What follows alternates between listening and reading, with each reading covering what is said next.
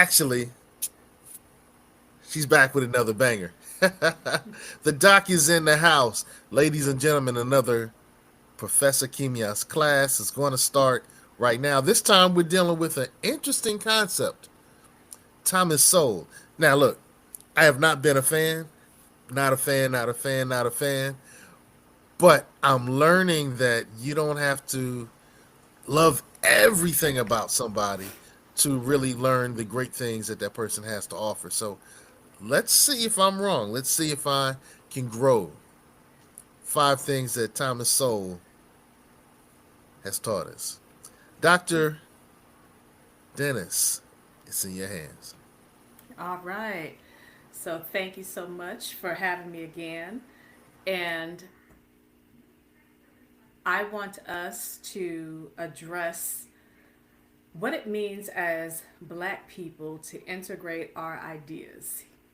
What does it mean to focus a lot on each other and developing more of our own concepts, theories, research, and actions and evaluations of the actions, and making sure that we're integrating different components of various Black contributors who've done a lot for our work. Even when we do not agree with everything that they've done, we're finding what they have done. All right, so before we get started, do you agree with 50%, 75%, 25%? Just trying to read the room, trying to read the room. I don't even think of it in terms of percentage wise because I will say this much, and I'll talk about that a little bit later too. Thomas Sowell has written many books and many articles. Most people will not read even two of them. Even people who appreciate Thomas Sowell don't read all of his publications. And so he's 94 years old now. So think about what it means to be doing more than 50 years of work. So I just appreciate our people who are invested in doing work. He's not a scammer. He's not a liar. He's an exaggerator, which is one of the that's and our people have to understand both sides of exaggerations. One side of the exaggeration is when people say that we are so oppressed that we're only oppressed, right? Everything's oppression, there's no solutions. Mm. And usually part of that side of exaggerators includes people who claim that we created everything around the world, people who claim that we're indigenous to Western Hemisphere, all types of stuff. Because the idea is to find anything to respond to when we identify as an oppressed people. The opposite side of the extreme is unfortunately what Dr. Thomas Sowell sometimes aligns with. And that is the down Trump, I don't Trump. no, I don't care about Donald Trump. I don't want non-blacks to be the center of our conversations. My focus is on our people. So that's what I'm focusing on. So Ashe, Ashe. so the other side of the extreme is Thomas Sowell, where a lot of times he would appear, maybe unintentionally and sometimes very intentionally, in downplaying some of the problems. He previously had downplayed the role of transatlantic slavery, of course, acknowledging transatlantic slavery, which is why he's on Western Hemisphere, while also addressing enslavement exists for all people and all of that kind of stuff.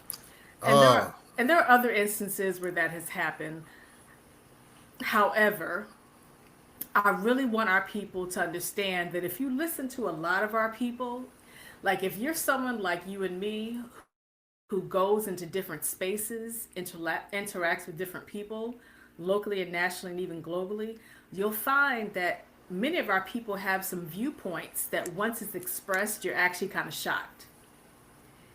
And that includes people who get more conservative as they get older.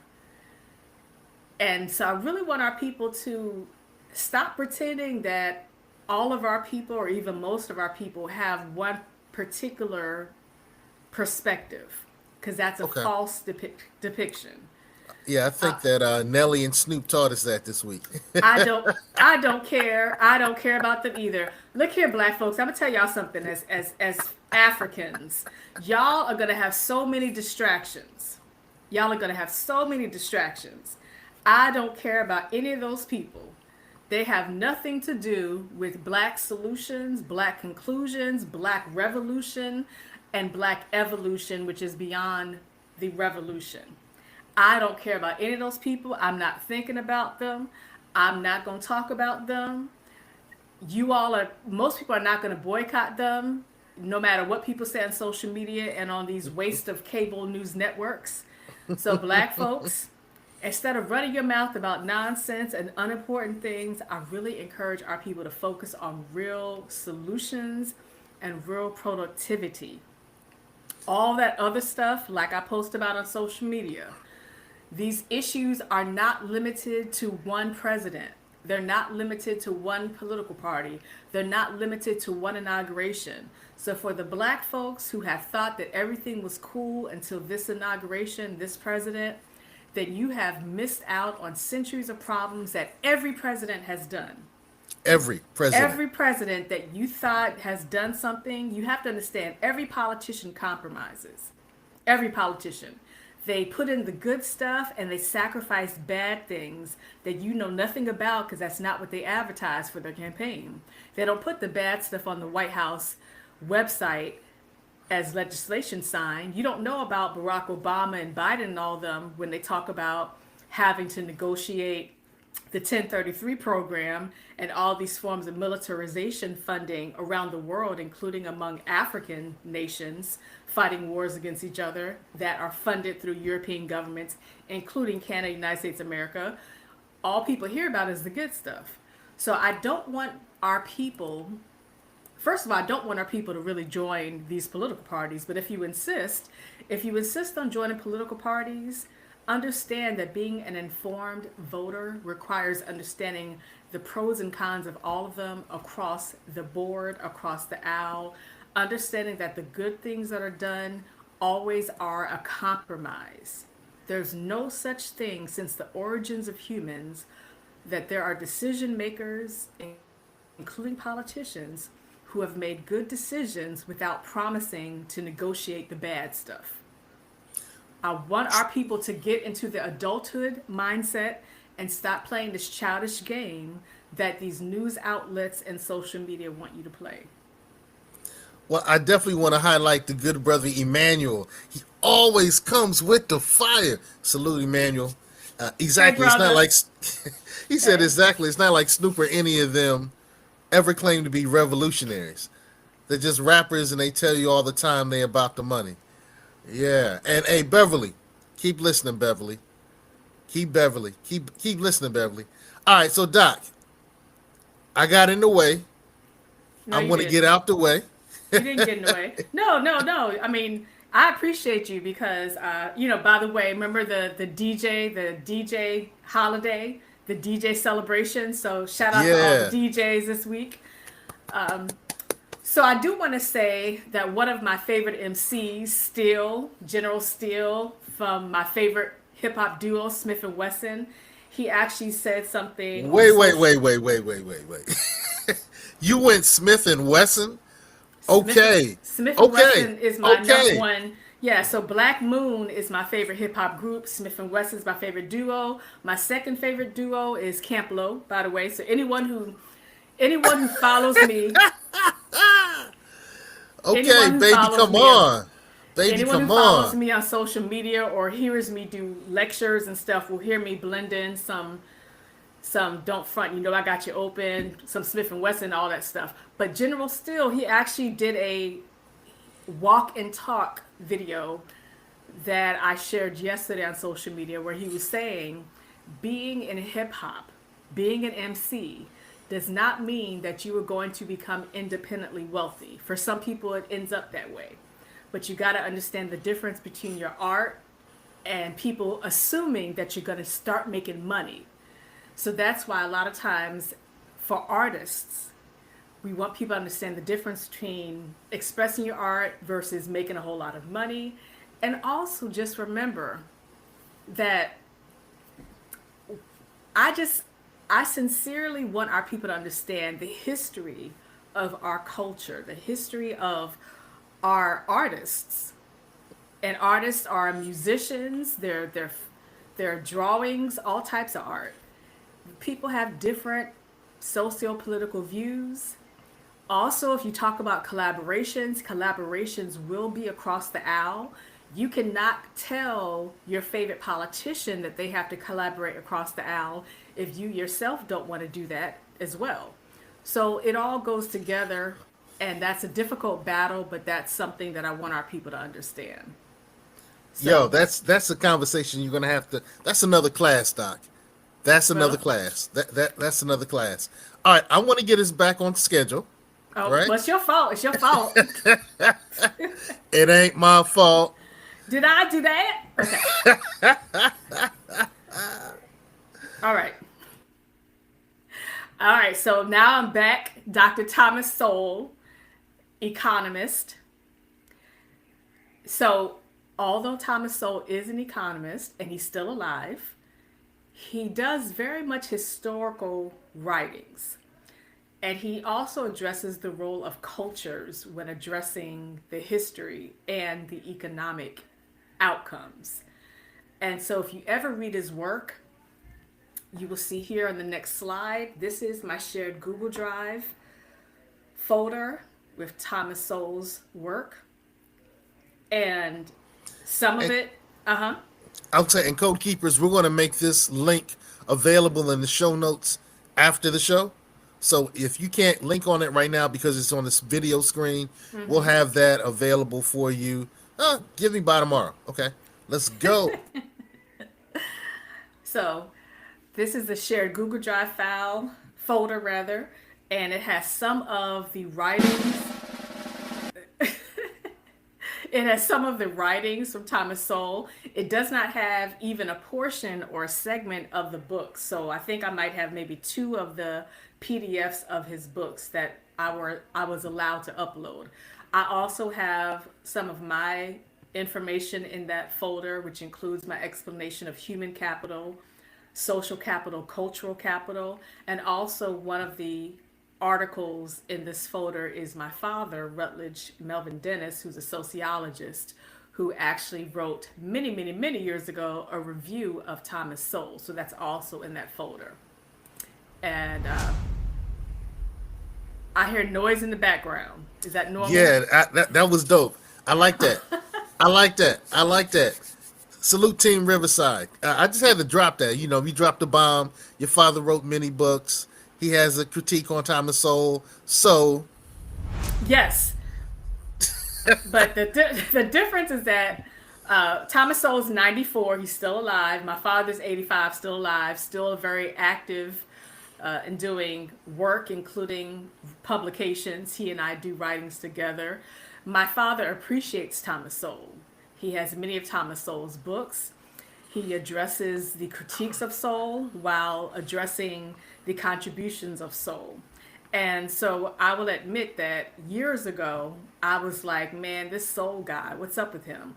But when I started just reading more and more, listening to more presentations, understanding the purpose of varying Black perspectives, varying African perspectives, this is where I don't give up on our people. Like I said earlier, we have to integrate different concepts, different theories, different research, different actions. It doesn't mean you agree with everything. So I teach theory courses, and theory courses means teaching my student scholars how to do integration. Integration means you critique something and you say, what am I going to add to this? In other words, we never get rid of concepts. We never get rid of theories. We don't throw them away. They exist for the remainder of human existence. The difference is we critique them and then we say, how can I make this better?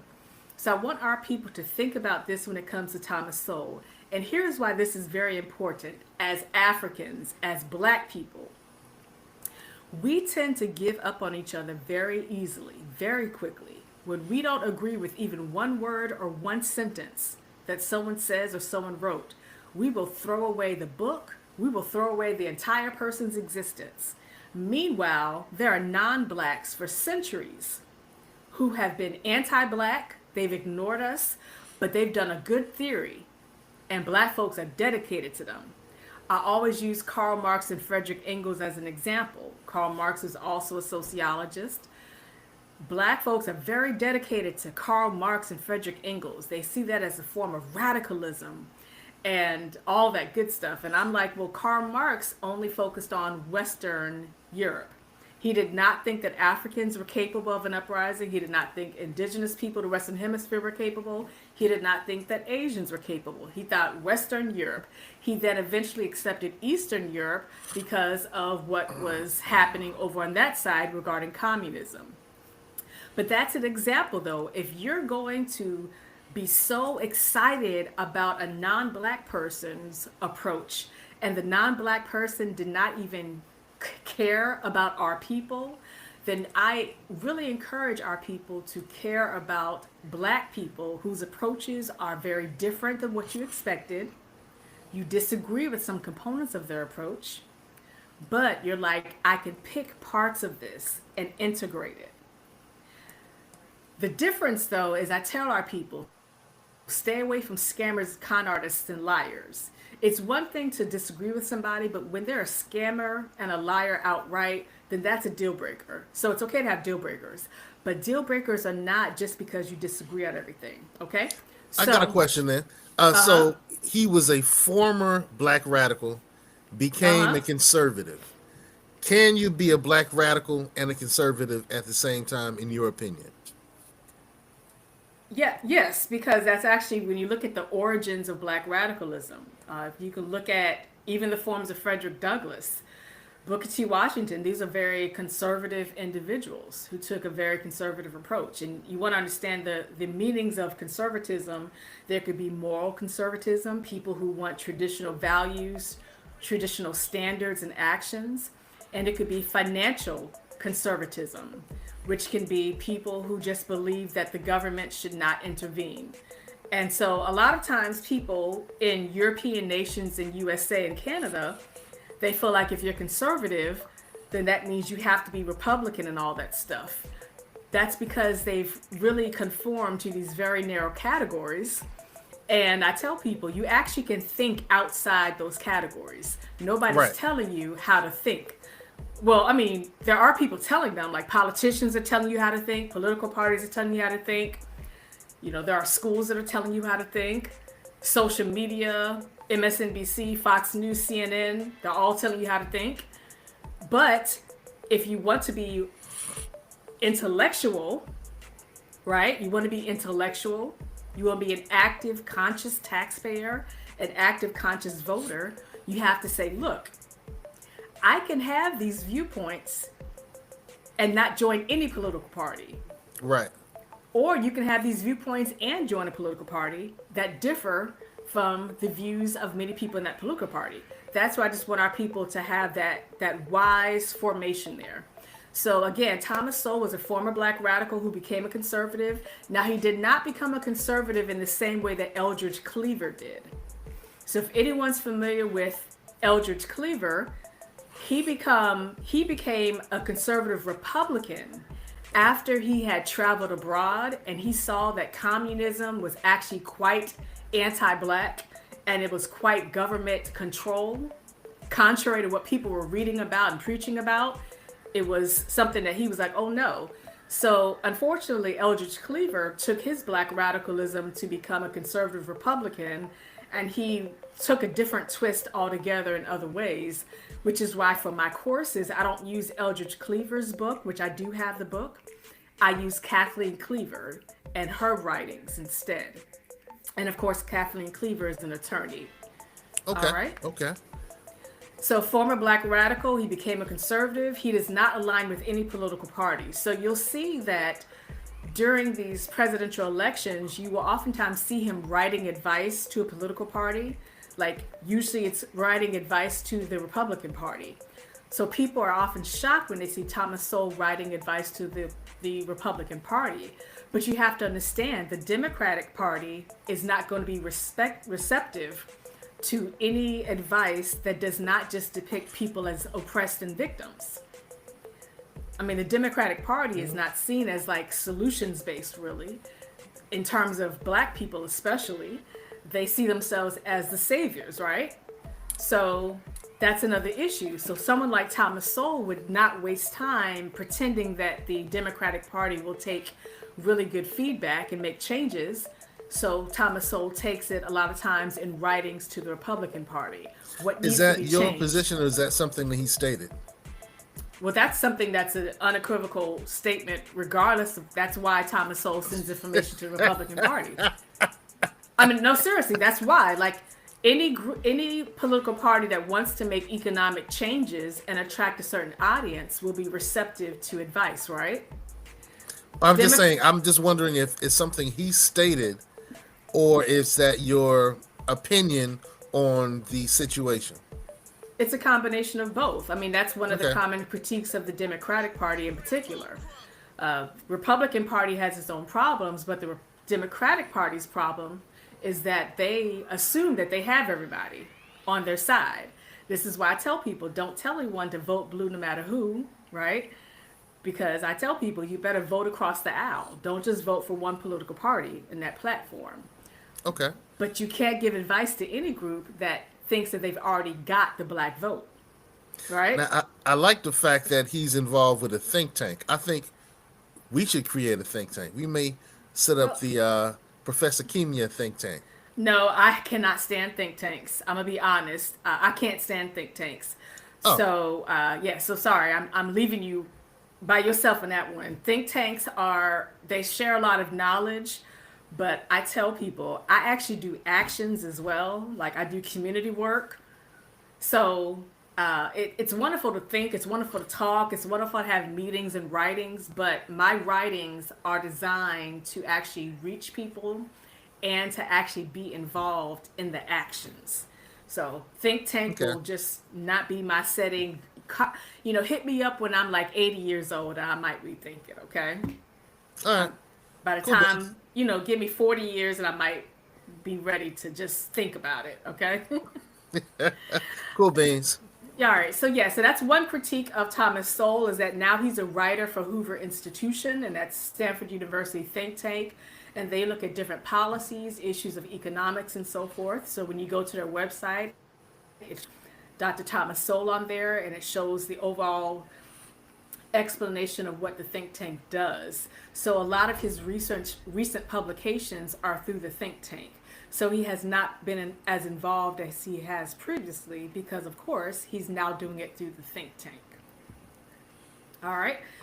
So here's something that our people can grasp from Thomas Sowell, though, because Thomas Sowell is similar to other black intellectuals, black scholars. He actually critiqued desegregation. He critiqued racial desegregation.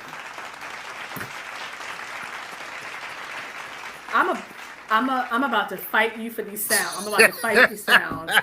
And at least give me like a helter skelter, le flow, le fly background. All right. All right. Yes, We'll yes, do that. y'all. Helter All right. skelter be the God, y'all. Okay. Okay. Okay. So he had he had a critique of desegregation. And this is where he's similar to other scholars, including people like Harold Cruz. Even Derek Bell critiqued desegregation and components of affirmative action as well. Thomas Sowell also have writings that critique affirmative action, which you can find in that folder on my shared Google Drive as well. So here's the thing, because in that shared Google Drive, you'll also see where he critiques things like the government helping with medical insurance. So when you read Thomas Sowell's writings, I want you to really think outside of your assumptions. Like, don't go into any publication for anyone and automatically disagree before you actually read it. Open your mind up. Be ready to read something and not just say, I hate this person, I disagree with this person, because you haven't even read it yet, right? So the same thing applies to when you read about Thomas Sowell's critiques of the healthcare industry and medical insurance. Because again, if people talk about not wanting to have too much government control, You got to understand what it means when the US form of capitalism has been integrated with components of European socialism for more than a century. Because again, USA, Europe, and Canada, and when I say Europe, these are European nations that are not communist, integrate components of capitalism, but USA is still the most capitalist of the nations that integrated components of European socialism. But think about it though. If you want more government intervention when it comes to things like health insurance, then you have to understand what it means that government intervention is literally government control, government mandates. So those are some things that you'll read about in the Thomas Sowell folder.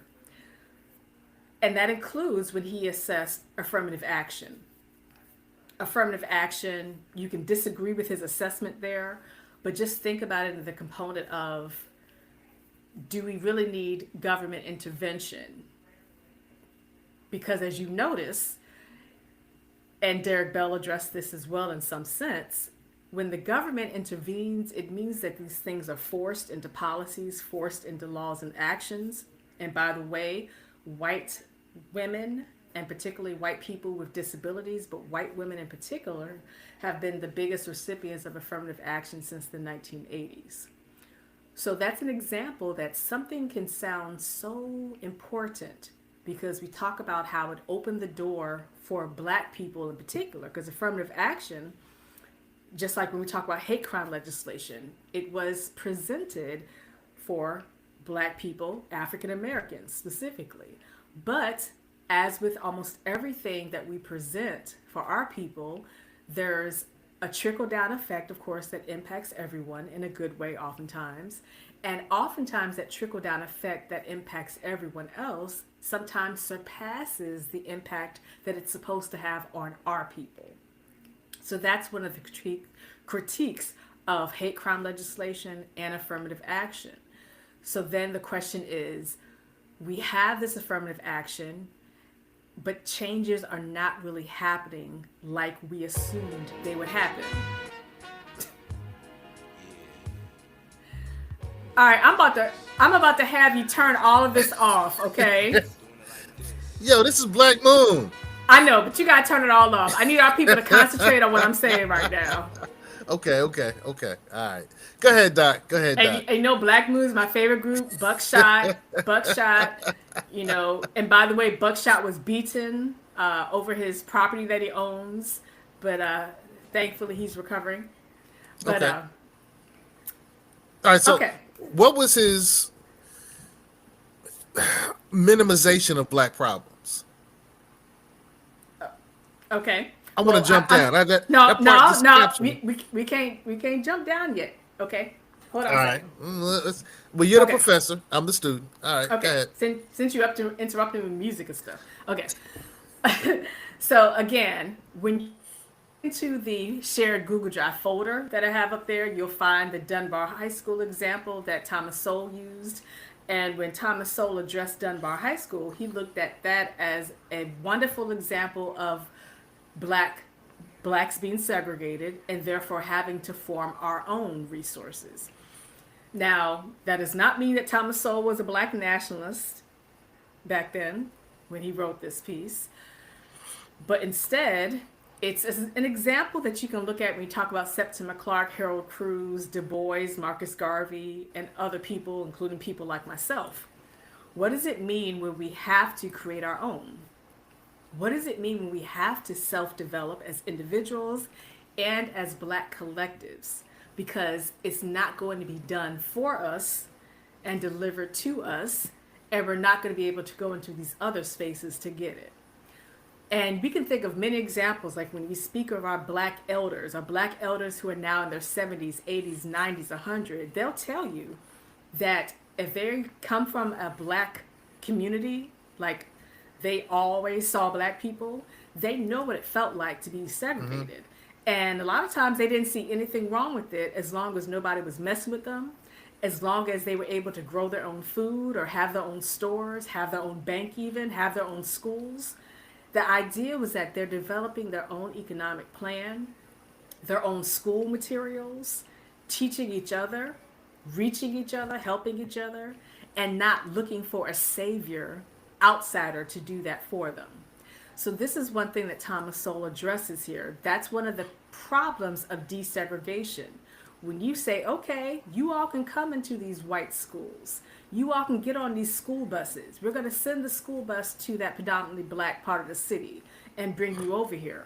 It's with the assumption that now you're going to get a better education. However, with a better education, it changes components of our culture.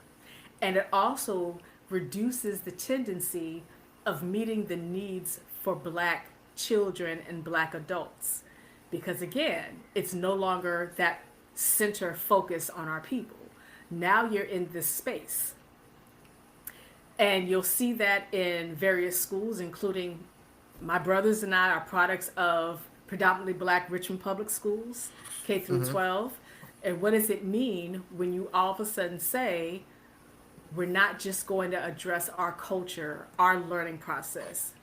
You're now going to be in this space with everybody else. So that's an example there.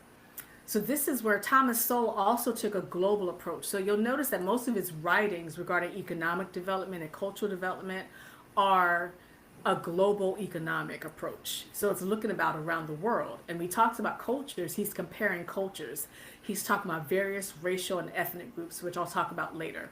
So this is what Brother Varner wants to address, the minimizing black problems. So as I mentioned earlier, Thomas Sowell is critiqued because, like I said earlier, one side of the extreme is exaggerating black problems such that we are 100% oppressed. That's our identity. We have nothing. We didn't come from thousands of years of knowledge, inventions, cultures. We're just oppressed. Okay? That's one side of the extreme.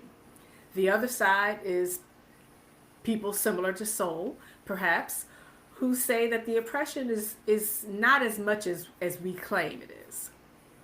That the issue of transatlantic slavery is actually quite prevalent, and the list goes on. So you can read more about this in my writings on the shared Google Drive. So that's one critique of Sowell, though, because we cannot minimize the role of transatlantic slavery. We cannot minimize the impact, the lasting impact of transatlantic slavery. We cannot tell black people that there are no problems. However, what we can do is make sure our people understand that the problems exist and persist for our people, but for humans in general, problems exist and persist. So therefore, we need to talk about what does it mean to develop our own resources. Because as a people, we cannot identify as oppressed. Like that's one thing I always explain when I do presentations and everything else. We're not an oppressed people. There are oppressions, but this is not a constant, nonstop process. And you can learn about this when you learn about the work of Marcus Garvey and all these other people who have done work regarding race for centuries. Now, interestingly enough, Darius is tapped in, and he says most black problems come from black people. That's yeah. I mean, so that's actually one of the critiques. So if you watch my video that I did 2 weeks ago with Septima Clark did honestly address that. She was honest. She said she said black leaders need to address the problems of white people harming us, white people excluding us from these outlets. However, the focus needs to be on what our people are doing to each other. So that's an example of what Harold Cruz addresses regarding the inner world, which is why. I really agree with that, but I also understand that if you look at groups in seclusion, their problems, American problems, come from Americans.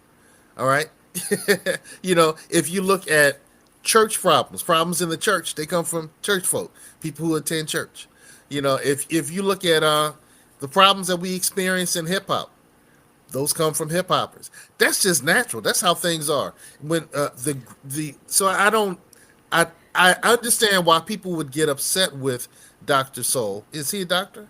Yes, he's a. Okay. Why they would get upset with Dr. Sowell, and why Darius might think that his statement that most black problems come from black people is astute or a big deal. It seems to me like it's the normal course of life.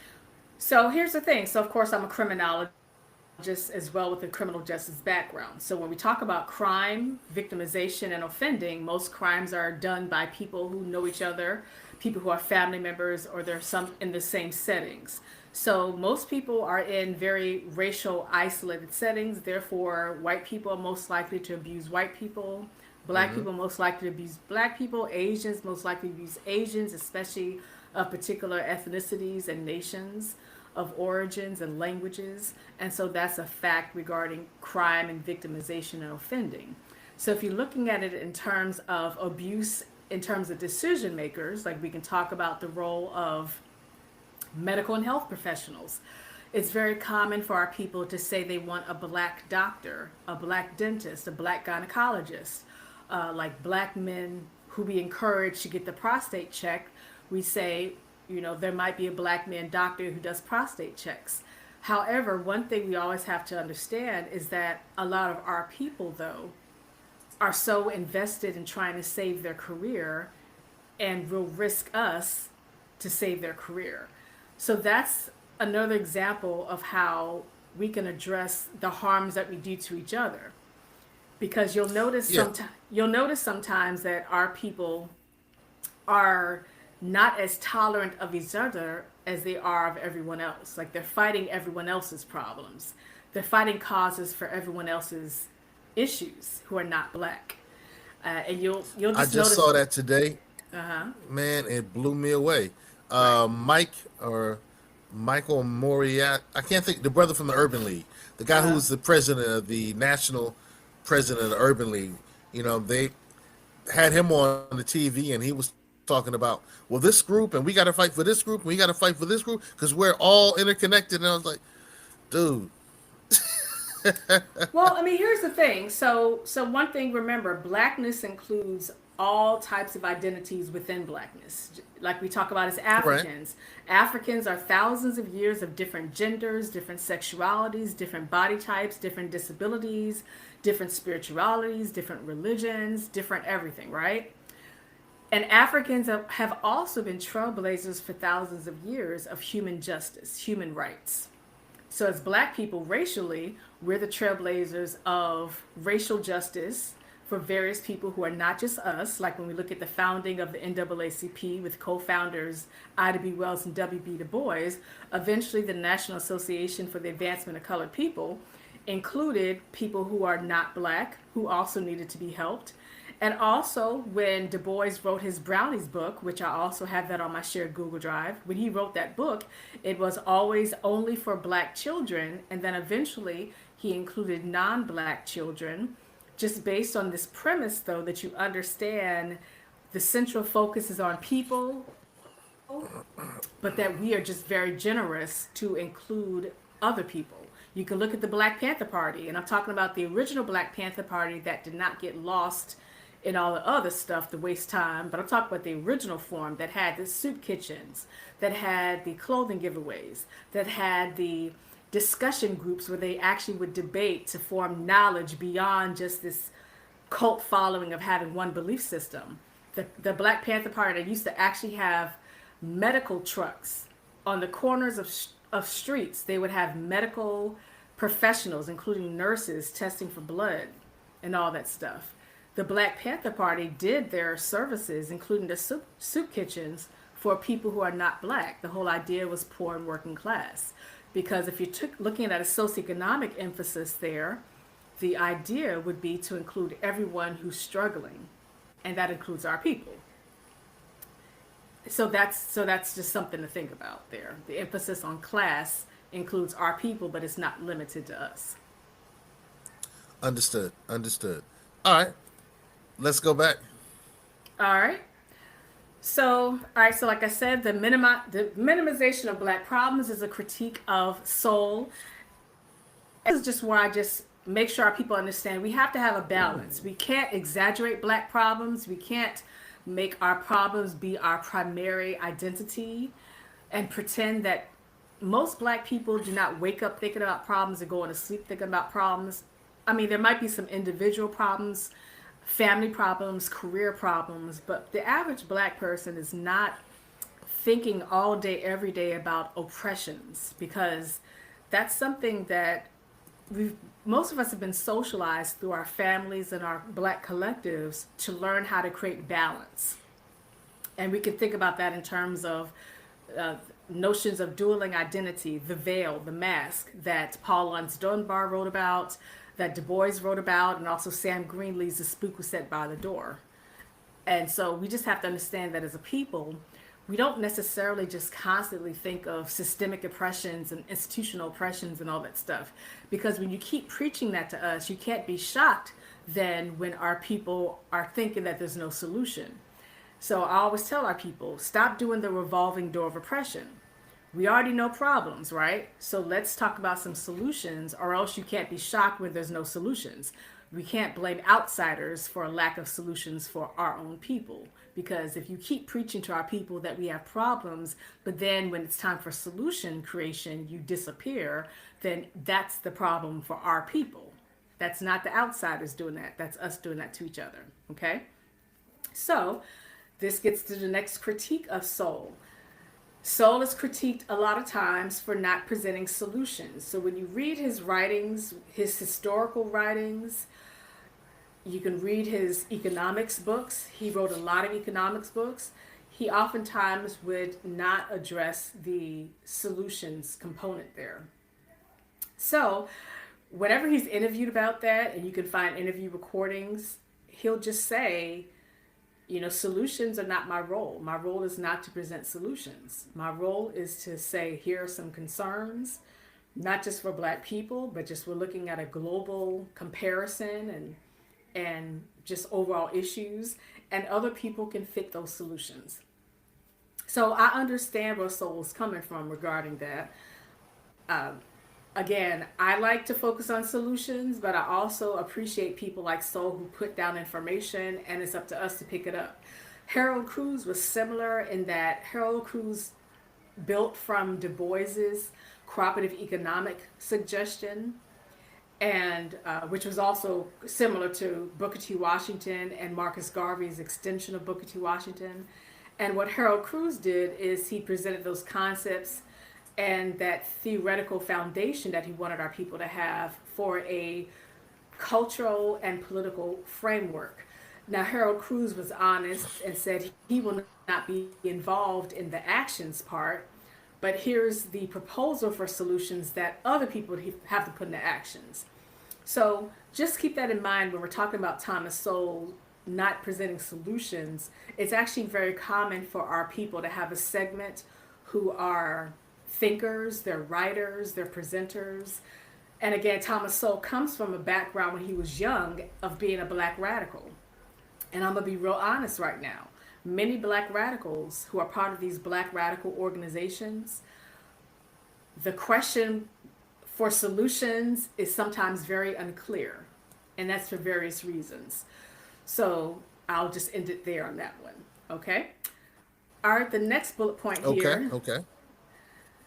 Then I said, Sowell claims that racial integration is a necessity as blacks can no longer have the inner focus as done by migrated ethnic groups. So again, initially Thomas Sowell wrote about the issues of desegregation, and he used Dunbar High School as an example. But then Thomas Sowell eventually said black people can no longer claim that there's a problem with racial integration. We can no longer have this nationalist standpoint of only having our own resources and only being off to ourselves and each other. And Thomas Sowell said that because he says that that perspective is outdated. It worked 50 plus years ago, but now it just isn't working because we've been more and more assimilated into the United States of America as compared to newly migrated populations, particularly of certain European migrant populations, Asians, and he would also perhaps use people from the Caribbean, South America as examples as well. So that's just something to Let me consider. stop you for just a second, Doc. And before you move on, one of our code keepers asked a question. And I'm assuming it's a question. If you don't have solutions, then what's the point of talking about problems? Well, I just said You, that. I just explained right, right, something. right. Most people who do writings, they will explain the issue and then they're passing it on to the next one to form a solution from that issue. That's how theories are created. That's how research is conducted. So I do solutions work. However, most people do not do that. And I mentioned Harold Cruz as an example. Also, Right. people who like think tanks. Think tanks are not based on solutions. They are literally thinking and talking. And just like whenever you hear about a black think tank, just know that they talking a whole lot. It's mostly for social networking, and they'll brag about talking to legislators. But when it comes to real action based, they'll do photo ops with politicians and legislators. Okay, so solutions, you have to actually define it clearly, because some people think solutions is we discussed it.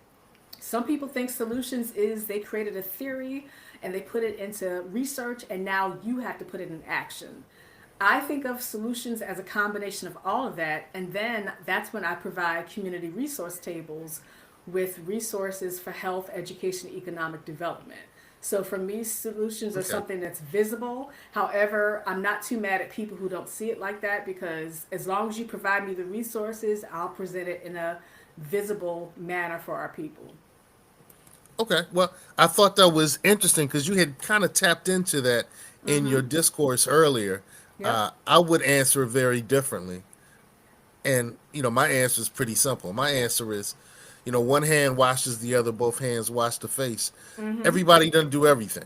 Yes. Yeah. So somebody has one part, somebody has the other part, but together you can do the other part, the next That's part. So, that's exactly right, because and yeah. that's another critique that Septima Clark had. Septima Clark's critique was that black people, and particularly black youth, have been taught that we can do marches and protests. That was her critique of Reverend Dr. Martin Luther King Jr., that you could do marches, protests, express outrage. However, when it comes to action time, to actually do real change making work beyond marching, because that's not a solutions focus. Like when we talk about actions, we're not talking about get out there in the streets. Like that's not the actions we're talking about. Actions are understanding that we have people who are in these meeting rooms. We have people who are in these boardrooms. We have people who are on board of directors. We have decision makers, people who are actually doing decision making while you're marching in the street. I'm gonna tell y'all, Well, they. I, I used to believe that. And then I got a chance to read some of the writings that showed the behind the scene work. And I'm going to kind of just give a wide view of it. But the marches they were like commercials. They would bring attention. And then behind the scenes, they did negotiations, they did work. One of the things that happened before Dr. King was assassinated by America was they were working on a Christmas spending boycott. That's. Now, it wasn't Uh, his idea, but yeah. he just signed on to it. But my point is, Yeah. behind the scenes, they had some actions that weren't as publicized as the marches. No, no. Actually, Septima Clark was actually part of these groups, so Septima Clark knew that there were no actions. So having meetings does not mean actions. There's people who do a lot of meetings. I know people who meet a whole lot, and they meet a whole lot. They're part of many different collectives. But when you ask them what they've done beyond the meetings, it's nothing. I'm going to tell you, even back then, a Christmas boycott is minuscule to the lasting impact. People are accustomed to black people claiming to boycott. People are accustomed to black people marching and protesting. There's nothing shocking or Right, right. unpredictable about that.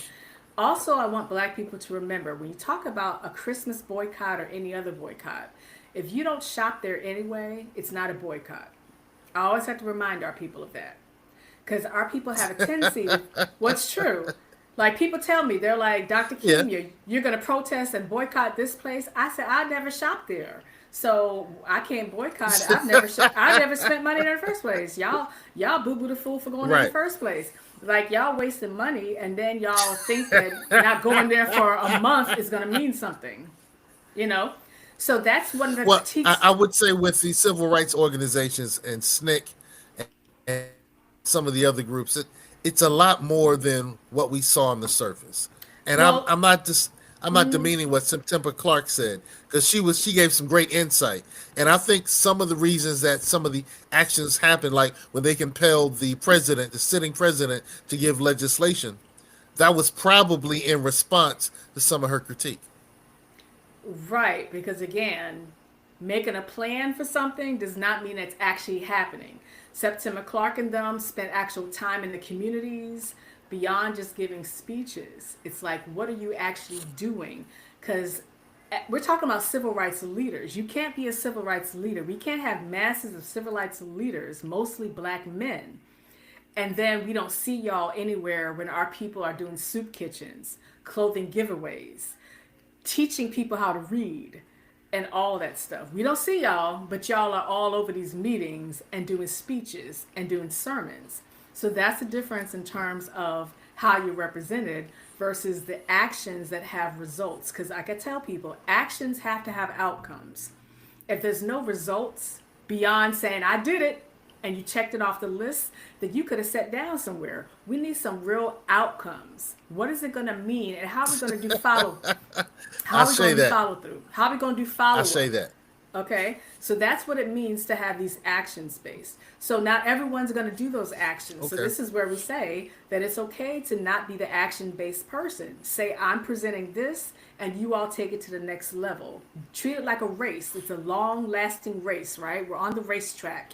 You're passing it on, the next person's going on, but you got to make sure you're passing something productive on and not just name dropping. And that's a big issue that a lot of our people have. They want to do photo ops, name drops. They're advancing their careers, paying their bills, but they're not bringing solutions to the next stage on the track field. Okay, that's my rant on that one. All right. Okay, so again, Soul said that racial integration is a necessity for blacks because we do not have that development that we can invest only in our people as other migrant populations have, and that's a result, of course, of assimilation over the centuries that changes the focus and the resources needed. So, All right. Thomas Sowell also addressed the impact of the negative messages of black culture and negative outcomes. So, Thomas Sowell did do an interview where he talked specifically about rap, negative depictions of rap, and how that impacts the black culture. So, that's something that's important to know what it means when Thomas Sowell feels as though how we present our culture will shape our development as a people, and of course will impact economic development as a people as well. And so Thomas Sowell did use rap as an example of that. William Julius Wilson, if you anyone familiar with Dr. William Julius Wilson, who's a sociologist, and he's still alive. He's a black man. He's still alive. He's in his 80s now. And I also have a shared Google Drive folder for him if people want to contact me regarding that. William Julius Wilson also included the role of rap in black culture and how negative depictions of rap can impact how our culture is presented and the results regarding that. And he looked at specifically poverty, socioeconomic status, and the connections of crime in that. Harold Cruz, however, did not talk about rap. Now it's interesting, Harold Cruz lived until the year 2005, but there's no record of Harold Cruz talking about rap or even hip hop. Instead, Harold Cruz used theater because his foundation is based on black culture and art. Because art is the foundation of our people. Black artists are the intellectuals and scholars of our people. So when Harold Cruz talked about art, artistic expression, and culture, he talked about in terms of the theater, using Harlem as an example, but there's no record that we have where he talks about the role of rap. And again, he was alive in those first years of rap existing. We do have some of our people who are writing Harold Cruz's pieces or doing presentations, and they're using the crisis of the Negro intellectuals done by Harold Cruz, and they're connecting it to hip hop. But that doesn't mean that's what Harold Cruz said. That's an example of what it means when you have a theory and you're applying the theory to other things. So just know they're applying Harold Cruz's perspective and his theory and his publication to hip hop. which is different than if Harold Cruz himself said it. Okay, so in this Okay. instance, Thomas Sowell did say something about the depictions of rap. So you can agree, disagree. You know, I'm old school hip hop and old school rap. I'm talking about, I like a range of it. So people who are judgmental of it, you're gonna hate a lot of the music from the '80s. Um, you know, Cash Money and made that song. Woo! Yeah, Bling bling. no, no, I'm not talking about. I'm not talking about that Cash Money. I'm talking about DJ Cash Money from the Oh, '80s you talking and the about DJ '90s. Cash Money? Yeah, Okay. they All got the they. ugly people be quiet. Yeah, he said, find Yeah. yourself an ugly woman and make her your wife because pretty girls will have you singing the blues. And if yeah, so they have they're actually doing some new performances now, by the way, so you can find them on social media. I Shout mean, out to we Philly. Shout out to yeah, Philly. yeah, and of course, Two Live Crew. What But you I'm like, also, fellas? I'll leave it at that. but I'm also range because you know Gold is Rakim, Big Daddy Kane, MC Light, Nikki D, Lennoff Steam. So I want our people to understand something. Even when critiquing our culture, critiquing rap, critiquing movie depictions of us, reality TV depictions, it doesn't mean you get rid of all this stuff. We have to understand it can't just be perfect images. And the perfect images cannot just be one interpretation of our people that you have. It's okay to have a range of depictions of our people. And you can Okay. dislike some of them. You can't get rid of it just because you don't like it. So that's very important for our people to understand regarding the assessment of our culture, and rap is an example of that. Well, would you agree, like Darius Williams is saying, that hip hop is not the problem? The cultural expression is not the problem. Well, I just explained it. I just I said just, I just said, would you agree? I mean, you explained it, but it doesn't mean that you agree when you explain things. I neither agree I neither agree nor disagree. What I That's my point. Yeah. I don't believe in just agreeing or disagreeing. I believe in explaining it. There's a balance to create. And we have, for regarding race, we have centuries of music genres for our people. If you look at the old school juke joint music that I love, those songs were quite disrespectful. Okay? And I appreciated them. They were singing about all, these are women, these are our sisters, singing about all types of things, okay? So, if you understand the history of genres of our music, there's a lot of bad stuff. Every generation claims that the previous generation, they always claim the newer generation has messed up our culture. Every generation has negative depictions of our culture. Every generation, okay? Okay, give us an example. Of This what? is an aside. This is an aside, but give us an example of some of the old school juke joint music that was disrespectful. We know you like Helter Skelter. You know you think that Rakim is the god. Who is your go to for the disrespectful juke joint music? Well, I'm talking about like songs that would be considered Jezebel music. Okay, can you Okay. name one? Like Lucille Bogan, if anyone's familiar with Lucille Bogan. Okay, Y'all okay, quiet. I see where you're There's, going. I yeah, see where you're going. I mean, we're talking about people who were born in the 19th, 19th century. 1920, yeah, that early 20s. Yeah, she was born in I think 1848. So, yeah, so there's all types of different examples of music that were considered inappropriate back then. Music about shaving themselves in a certain part to prepare for something else about to happen. So again, when you look at depictions of cultures, you can't expect just something that you want to see. You can't expect something that you consider perfect. You have to Okay. understand the range of our people and the range of cultural expressions there. All right. Now your next point is Sowell's critique of black culture depictions is often appreciated by non blacks who criticize black culture. Yeah, so one of the issues of Thomas Sowell critiquing black culture is that he does get support, particularly from white conservatives and Republicans, because that's based on this notion of pinpointing the problems of black people and saying that the problem is rap music, the problem is this, the problem is these people don't want to read, the problem is they're criminals, that kind of thing. So it is important to know that that's not necessarily Thomas Sowell's intent, but that's the case for everything that we do as a people. Everything that we do, everything we write and release it to the public, anybody can pick it and take what they want from it. So I just don't want our people to take that too literally. So that's another lesson that I want our people to know. You can write something or say something and release it to everybody, just like I'm saying something now every 2 weeks. Some people can hear what I'm saying and they can take it for exactly what it is. Some people can hear what I'm saying and misconstrue it, sometimes intentionally, and try to, ruin the earth to just to prove a point. So I just want our people to understand you can never deliver a message in a way that pretends that everyone's going to get the message. You just do your part. Thomas Sowell's intent is to say that this is something that can be improved. However, even saying that, and this is something that you can think about when Two Live Crew was banned in the USA and all that stuff.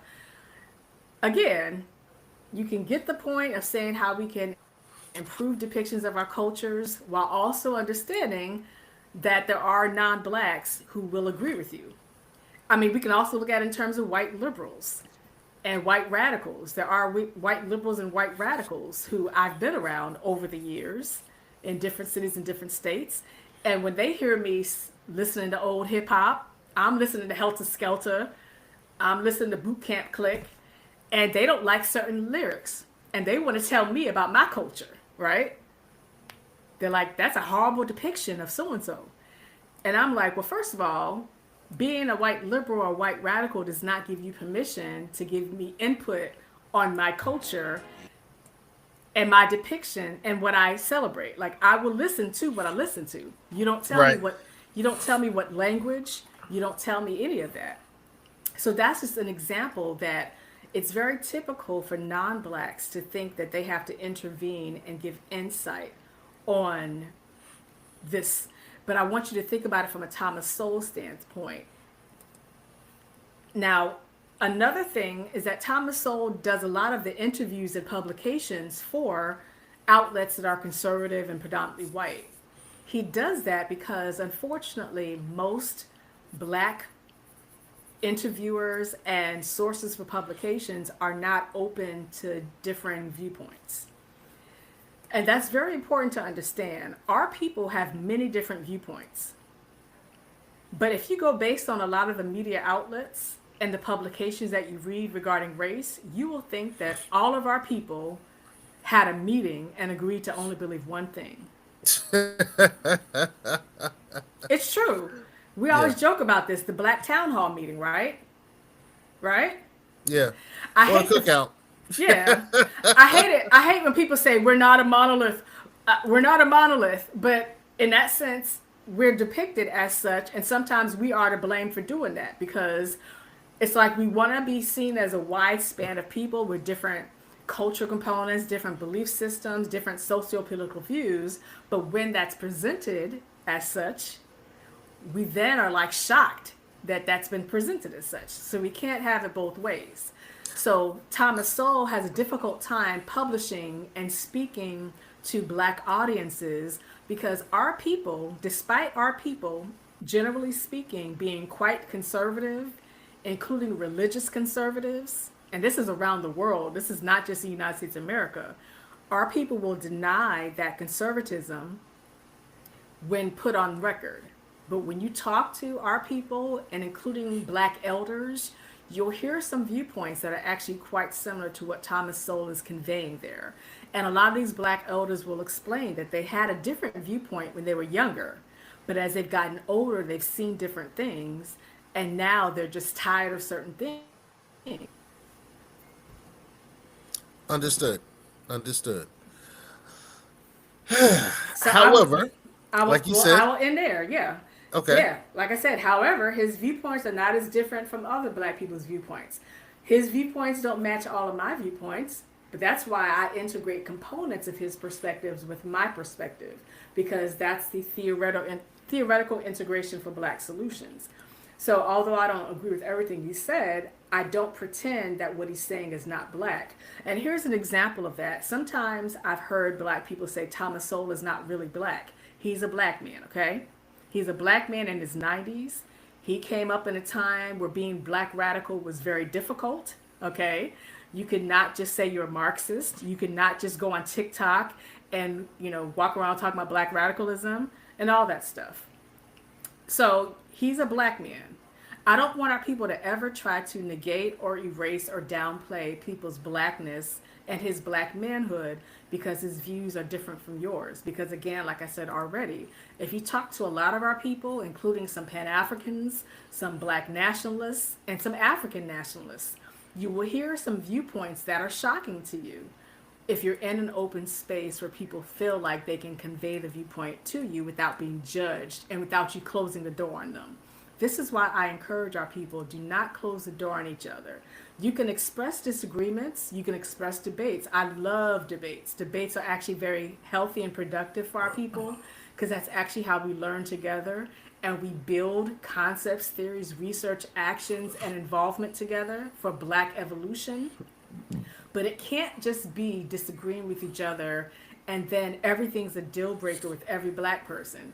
Because some of the black people with whom you are closest, they have viewpoints that you had no idea because they knew they couldn't tell you that. Okay?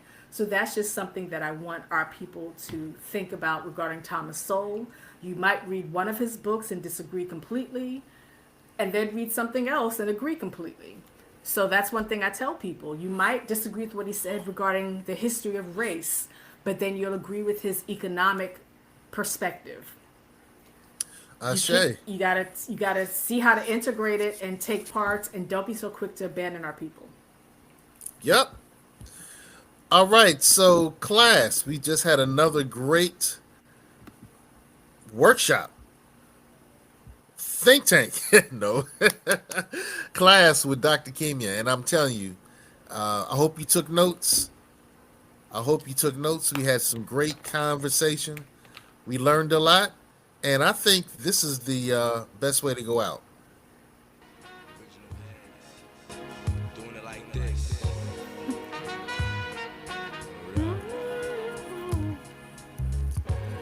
All right, y'all. Make sure you check out Dr. Kimya's website. Go to the show notes. You can download the information from the link that we'll place in there. Peace. Now, I got to figure out how to stop this one because this one is crazy. Okay. Leave. How do you stop this one? Here we go. There's a stop button. It's Peace.